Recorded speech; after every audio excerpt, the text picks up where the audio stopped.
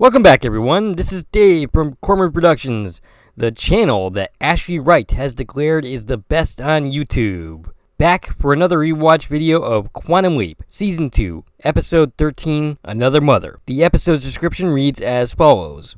After leaping into a single mother, Sam must prevent the 15-year-old son of his host from disappearing. Al and Sam also find out that very young children can see them as they really are. The episode was written by Donald P. Belzerio and Deborah Pratt, and was directed by Joseph L. Scanlon, who died nearly a year ago on December 18th, 2020. This is the only episode of the series that he directed, so this is actually the first time that we're talking about him, and probably the last. He also directed 4 episodes of Star Trek Next Generation, 3 episodes of Briscoe County Jr., 1 episode of Lois and Clark, The New Adventures of Superman. He's one of those people that were both creative forces in this series as well as that one. And 6 episodes of La Femme Nikita. The episode takes place on September 30th, 1981. This is the first episode of the series to occur in my lifetime, and there aren't many. And the episode originally aired on January 10th, 1990. This is my longtime friend's favorite episode to feature Sam leaping into a woman. And it is a very good episode with good performances all the way around. The child that can see Al and Sam for who they really are is, of course, played by Troian Belzerio. As I mentioned a few videos ago when I talked about A Portrait for Troian, she is the daughter of Deborah Pratt and Donald P. Belzerio. She was 5 years old when she appeared in this episode. And generally speaking, child actors, especially this young, are not especially great. But she did okay in this episode, and I would dare say that she outacted her mom from a few episodes ago. Sorry, I couldn't quite resist the shot there. This was the episode where it was discovered that Dean Stockwell is very good acting with younger children. Something that they would go back to in episodes after this. They would go back to this more than a few times throughout the series. Al's interactions with Teresa is a clear episode highlight and is the subject of a follow-up book titled Angels Unaware, written by L. Elizabeth Storm. It was printed in January of 1997, and Mark Davidson pointed out to me that this book was interesting for the fact that it actually occurred in 1995. He actually stated 1997, that's actually when the book was published, but the leap took place on 1995, which is later than any point in the timeline that Sam leaped in the original series. I had actually thought about tackling the novels in the future in my videos. I'm not quite sure how to go about that exactly, but we'll see in the future. Troian Belzerio has 42 acting credits, including appearances in NCIS and JAG, which is not too surprising because those were Donald P. Belzerio series, as well as appearing in 160 episodes of Pretty Little Liars, which represents the entirety of that series. She seems to have a pretty active acting career. In addition to that, she also has 4 directing credits, including a recent TV series, 3 episodes of Good Trouble, Life on Mars, and 1 episode of Pretty Little Liars. In addition to that, she has 5 producing credits and 5 writing credits. One of the things I like about this episode, and there is a lot to like, is that this is much more casual with the fact that Sam has leaped into a woman than What Price Gloria was, which basically hit you over the head every 5 seconds with, hey, Sam has leaped into a woman, isn't that hilarious? And me personally, I like the more casual approach. We open with Sam leaping into complete chaos. Brother and sister are fighting. A younger one is trying to get his attention, and the dog is knocking plates off the table so he can eat the food. I do find it kind of odd that Teresa, played by Troian Belzerio, doesn't recognize right off the bat that his mother, or rather her mother, has been replaced. Whereas when we come back from the credits, she will totally recognize that this is not her mother. The brother is played by Michael Stoyanov, who most would probably recognize as being a series regular on the show Blossom. In addition to that, he appeared in The Dark Knight, which I'm going to go ahead and have to watch that movie over again because I totally don't remember him being in that movie He appeared in 2 episodes of Justified, the Walton Goggin-led series, and 6 episodes of Billions. Altogether, he has 43 acting appearances, and 7 credits as a writer, having been involved with Mad TV, The Dana Carvey Show, and Space Station 76. Now, what's weird about the listing for this episode is it claims that Michael Stoyanov is actually in 2 episodes of this series, which is incorrect. He was only in 1. Meanwhile, the sister is played by Olivia Burnett. They liked this actress so much that they brought her back to play Sam's sister in The Leap Home, the season 3 premiere. Internet Movie Database also lists her as having 3 appearances, which is also incorrect. She only has 2. Unless the 2 of them appeared in some way in flashback, but I don't think so. Olivia Burnett has 42 acting credits to her name, including 11 episodes of Sons of Anarchy, which is her last credit on her database, which was her last appearance was in 2014. Appearances in JAG and NCIS. Donald B. Belzerio must have really liked this actress, and I don't blame him. This is a really smart performance for someone as young as she was. And she also appears in the movies Planes, Trains, and Automobiles, as well as The Quick and the Dead. When we come back from the credits, Sam finally loses it and yells at them to knock it off and to be quiet, which stops the fight, but not before the t-shirt that they were fighting over gets torn to pieces. Teresa, meanwhile, has noticed that Sam is not her mother. She gets freaked out and runs off. Sam sends Susan, played by Olivia Burnett, after her, while Kevin, played by Michael Stoyanov, makes jokes about what happens when you yell at impressionable children. Sam, annoyed, tells Kevin to go to school, but Kevin points out he hasn't eaten breakfast yet. And we have a brief scene where we learn that Sam is a divorced mother who's trying to sell houses. And Michael Stoyanov, as Kevin, is a very likable actor. He both comes off as funny and as a good kid. Susan comes back and basically says that Teresa has totally lost it, saying that Sam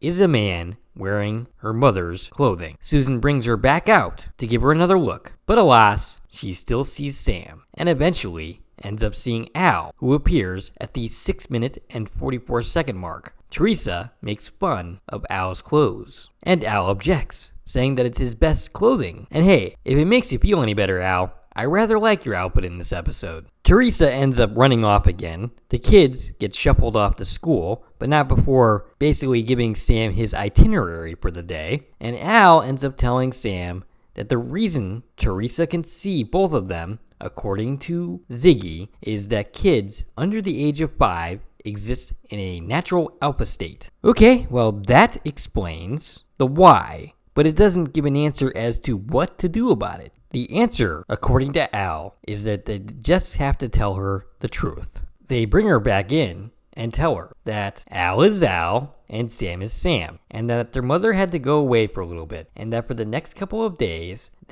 everybody, is going to pretend that Sam is his mother. And Teresa asks a natural question, why? And Al tells her to help their big brother, or rather her big brother. And Teresa asks, do what? And Al replies, to win the swim meet, which, by the way, is a lie, because he can't very well tell her the truth on that one, as we will get into in a moment. Teresa asks, are you guys angels? Al says yes, and Sam, or rather, yes. Al says yes, and Sam says no. And this little exchange is one of the reasons, I'm assuming, that the book, the follow-up book, is titled Angels Unaware. Al sends Teresa off to get a book that he will read to her. And then Al says that the real reason that Sam is there is because sometime in the next 24 hours, Kevin is going to run away from home and vanish off the face of the earth. And then we cut to a shot, while still hearing Al and Sam talk, of a van riding down a road. Okay, it's a mild objection, but I do object to the numerous little scenes of foreshadowing of Kevin's fate. 1 or 2 of these would have been fine, but they had like at least 3 of them. I personally would have just stuck with just the one. They don't really add anything to the episode. It's a minor quibble, but it is something that I kind of don't like about this episode. Sam ends up asking why did I come back as his mother? And it's a good question, actually. The father ran off, so this is the closest person to Kevin. And presumably this is the person that's most qualified to accomplish this mission. Only, I'm not quite so sure of that, and neither is Sam. Sam points out that he can't be of any use here when he has this insane woman's schedule. As a mother, he really has no time. Until the end of this episode, Sam really isn't that much use to Kevin. So I'm actually wondering if maybe it would have been better if Sam had leaped into one of his friends, who could have put a stop to the inciting incident that leads to Kevin running away in the first place. This is the kind of the Jimmy quandary, whereas leaping into Jimmy in that episode wasn't necessarily the best idea to accomplish his mission. It's the same issue here, though the episode is great as it is, so I wouldn't really change it. Nevertheless, it is a point worth pondering. Al ends up saying to him, well, you are a mother, and you have to figure out why your 15-year-old is going to run away. And Sam asks, what's the worst thing that could happen when you were 15? And Al, of course, relates a sex story, and Sam says, I doubt it has anything to do with sex. Sam ends up wrong about that. It very much has to do with sex. Sam says that his biggest problem was that he was smart and shy. Al points out that the kid is funny, and Sam says, and I think he has a point here, that could just be a cover, using humor to mask his problems and his emotions, which is something that I do. Al asks, what are you going to do, Sam? And Sam says he doesn't know, but he can't follow Kevin around all day. Ah, but Al can, and Al instantly objects to this, and acts like he's not going to do the favor for Sam, when we all know he's totally going to do it. This reminds me of a similar moment in Star-Crossed. We cut to a scene with Kevin and his friends, and I say friends in air quotes, because really they act like a couple of jackasses. I mean, I guess that's pretty typical of male friendships, especially in high school. But anyway, they end up making a bet about a girl that Kevin happens to like, in Jackie Arnett. Al notes that Kevin defends Jackie Arnett's honor when they claim she's easy. The scene features a couple of lines from Dean Stockwell that are a little bit off and sound basically like ADR work, lines that were recorded over in post. One of his friends goes and speaks to Jackie, setting the stage for what will happen later. Al reports back to Sam and says that what he needs to do is teach Kevin how to score with a girl, which Sam objects to. This scene is interesting because they both make good points, and they're both coming from different angles that their respective characters would. And I'm not just talking about Al's typical libido and his general attitude about sex, though that is a part of it. Sam doesn't want to do this for reasonable reasons. One, Kevin is supposed to be sexually inexperienced at this point, and he doesn't think, he's got his Boy Scout tendencies about the issue of sex, and he's also highly uncomfortable talking about sex. Al ends up pointing out that the two of them are basically the extremes. Al's over-experience at that age, and at a much younger age, and Sam's lack of experience. Kevin's experience is probably somewhere in the middle, in the average. And while I generally like what Al has to say in this scene, I still think he's wrong. And here's the reason. 15-year-old boys do not want to talk to their mothers about sex. Kevin doesn't even want to have the conversation that Sam tries to have, which is a little bit more in his comfort zone, about talking about romance and talking about girls in that respect. Sam is in the absolute worst messenger to help Kevin in this way. As Kevin's mother, he can't help Kevin this way. He just can't. Al wouldn't necessarily know this because he didn't exactly have a normal upbringing. His mother abandoned him, and basically so did his dad eventually, though he came back. He never had a chance to be a part of a real family. Teresa ends up overhearing the conversation and wants to know what sexual undercourse is. Undercourse, by the way, is an actual word. The definition is a layer as of flooring immediately under a course of tiles. Oh, so we've been talking about tiling this entire time. Well, that's kind of boring. Sam ends up burning the food, leading to the conclusion that tonight they're gonna eat some pizza. But Sam says to a disappointed Al that there will be no pizza for him. We cut to a shot of a van driving 62 miles from Scottsdale. Yep, we can totally chuck this little 5-second scene. It's not necessary. We cut to a scene of the kids coming back from school, and it's pretty clear that Sam is actually adjusting pretty well to this motherhood thing. He sends Teresa in with Susan so that he could speak to his clearly troubled son. But not surprisingly, Kevin doesn't really want to open up about what is troubling him. Sam offers him a game of ping pong, which is a favorite game of mine actually. I haven't played in years, but I do love to play. I used to love playing with my uncles. The person that Sam has replaced apparently isn't as big of a fan, but Sam says he's changed his mind, and so they begin to play, and Sam is using the game as a pretext to talk about what he knows is troubling his son, and he's trying to talk to him about girls in a conversation that doesn't really go especially well, and I'm not really surprised. This conversation is interrupted by Teresa, who's decided to do some painting on herself. This kind of reminds me of when Julia, my daughter, who was like 2 at the time, had actually broken into a closet and grabbed a bunch of paint and decided to paint herself orange. Now, I wasn't present for this, thankfully. This did not happen on my shift, but I did end up seeing the pictures on Facebook. Cut to another foreshadowing scene of the van driving. Yep, you're just wasting my time. Actually, this is probably one of the few of these scenes that could have been kept in, because it actually shows the guys and gets a little bit of hint of their intentions. So this one could have stayed in while cutting out some of the other ones. Meanwhile, Kevin's so-called friends are setting Kevin up, talking to Jackie about a wacky little scheme and prank that they're going to play on Kevin, which is basically using Jackie to get Kevin to admit to the fact that he's a virgin. And they sell her on the idea that he's going to find this funny. Yeah, not so much. We cut to a scene of Susan watching Magnum P.I., which is a cute little reference to Donald P. Belzerio's other series. Kevin comes in and attempts to talk to Susan about his romantic situation. Okay, you don't want to talk to your mom, but your 12-year-old sister? You think that's going to be helpful? This scene really demonstrates a sad fact about Kevin's character. He really doesn't seem to have a male role model that he can go to talk about these situations. His dad doesn't seem to be in the picture at all. There's no reference to him getting the kids for the weekend or anything, so he's just completely out of the picture. Sam could be a male role model, but unfortunately Kevin doesn't see him that way because as far as he's concerned, Sam is his mother. And then there's his jackass friends. So Kevin unfortunately really doesn't have anyone to guide him in this situation, and his attempt to talk to his sister here goes about as well as you would think. Susan ends up leaving the house, going to a friend's house with nary a comment from Sam. But then Kevin tries to leave to go to the setup where he's going to get humiliated, though he doesn't realize it yet, and Sam tries to stop him. Kevin points out,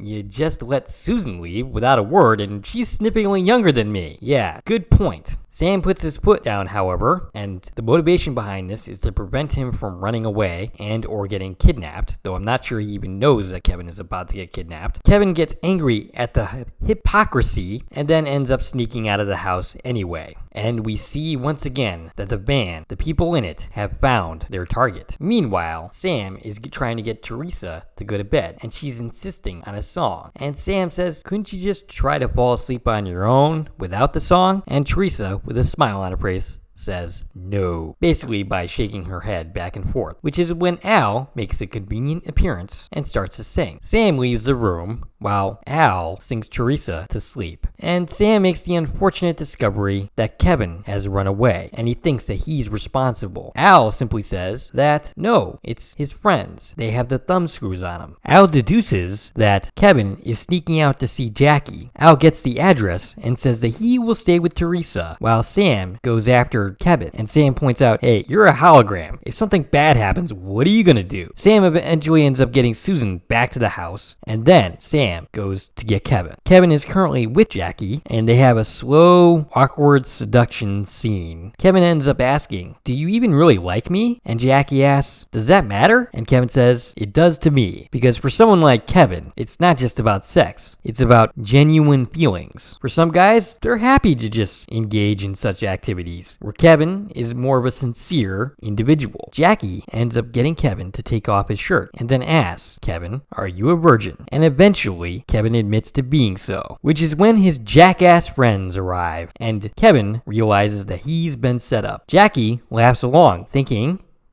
because she somehow bought what his friends were selling, that he would find it funny. Only Kevin doesn't find it funny at all. He ends up running out of the house, and Jackie is extremely upset. We see the van follow Kevin. Meanwhile, Jackie is extremely pissed at Kevin's friends, which is when Sam arrives. Al ends up getting information that Kevin's bike was discovered on Bell Road, and when he finds out where that is, he runs off. One of Kevin's friends jokes, this one played by Lauren Tate, that with a mother like that, he would still be a virgin too. I don't know what he means by that. But Al in response says, "You are still a virgin, and he's gonna be so for another 6 years." Okay, that's cute and all. That's a cute little moment. But how in the heck does Al have that information? There's simply no way that he could. Let's talk for a minute about how Al gets his information that he generally gives Sam. You would assume that he has access to public records, death records, marriage records, perhaps medical files, military records, taxes, so on and so forth. He'd have access to all that information. They'd probably have access to genealogy information as well.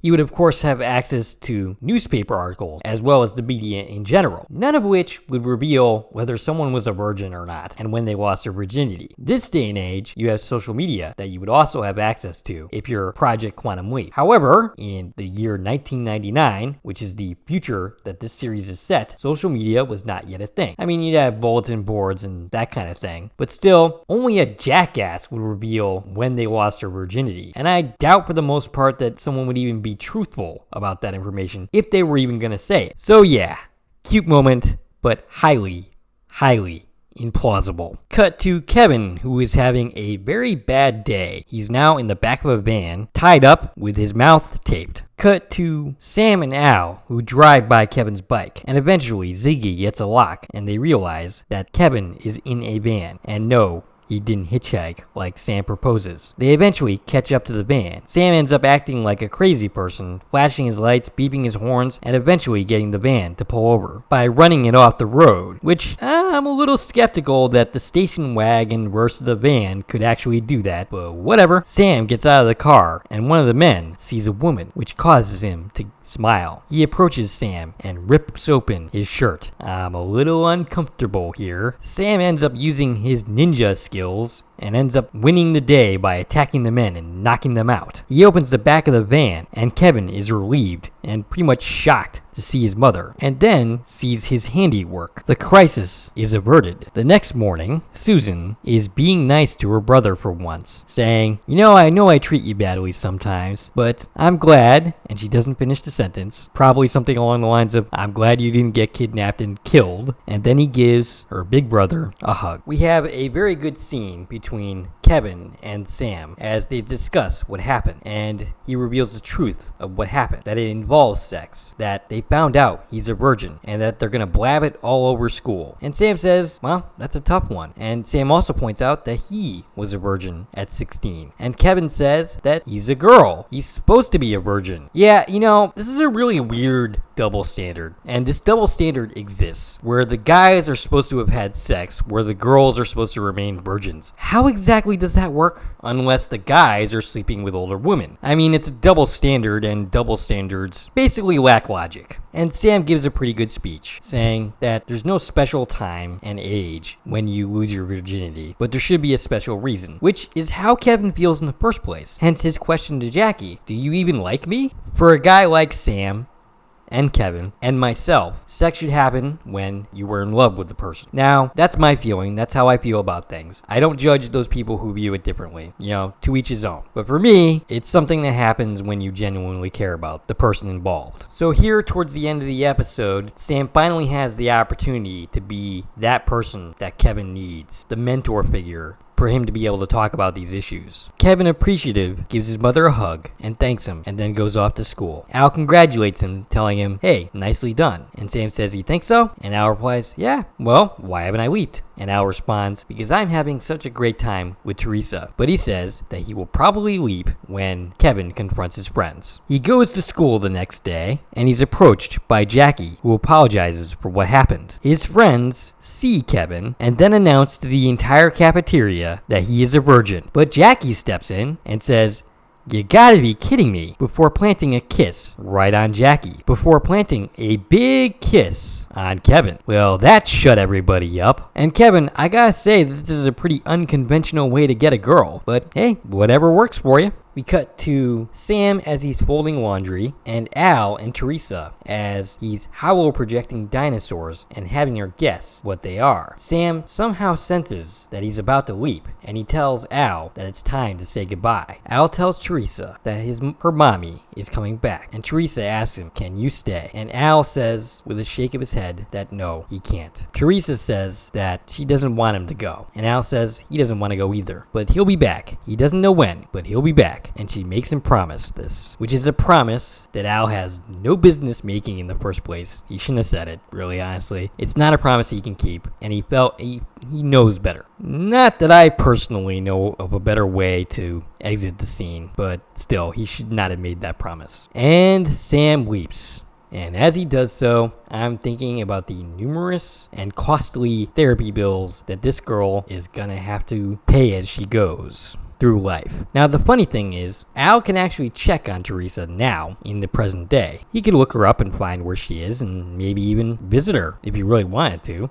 I'm not sure that the 20-something-year-old Teresa would remember him, but according to the book, she very much does. And once again, if you're interested in seeing a continuation of that story, if you want to read that book, the book is titled Angels Unaware. You can probably find it on Amazon if nothing else. Anyway, this was a very good episode of the series. Very good performances, very good use of Dean Stockwell. This was a very good showcase for his talents as an actor, and a significant improvement over the last time Sam leaped into a woman. I think Stacy is right that this is the best of those episodes. The next time we meet for another Quantum Leap rewatch video, it'll be for the episode All Americans, which I remember as a pretty decent episode. If you like this video and want to support the channel, there are a number of ways to do so. You can join my Korman Productions Facebook page. You can follow me on Twitter at Korman Productions. You can buy something from the Korman Productions store on Zazzle. You can buy me a copy, which is a new way to support content creators such as myself. And of course, you can like, share, and comment on this video, as well as subscribing to my channel.